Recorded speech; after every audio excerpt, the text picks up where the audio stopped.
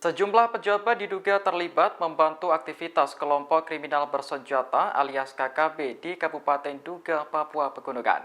Diketahui kelompok separatis itu belakangan semakin meresahkan karena menyandra pilot Susi Air. Dugaan keterlibatan pejabat dengan KKB ini disampaikan oleh Kapolda Papua, Irjen Matius D. Fakiri.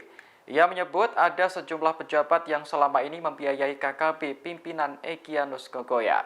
Oleh karena itu, Matius berjanji akan menindak semua pihak yang terlibat membantu KKB. Terkait upaya pencarian pilot Susi Air, ia memastikan hingga saat ini masih terus berjalan. Menurut Matius, Polri akan melakukan langkah-langkah yang lebih tegas. Pasalnya, penyanderaan pilot sudah berjalan lebih dari 3 bulan. Diketahui pilot Susi Air, Kapten Philips disandra oleh KKB pimpinan Egyanus Kogoya. Egyanus sempat mengajukan sejumlah syarat agar pilot berkewarganegaraan Selandia Baru itu bisa dibebaskan. Upaya penyelamatan Kapten Philip pun berjalan cukup panjang hingga melibatkan banyak personel TNI dan Polri.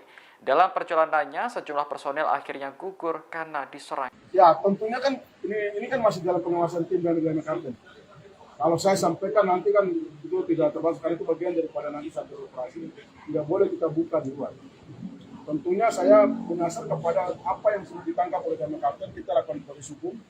Dan sudah disampaikan ada beberapa pejabat yang terlibat selama ini membiayai mereka. Ini akan kita tegakkan hukumnya.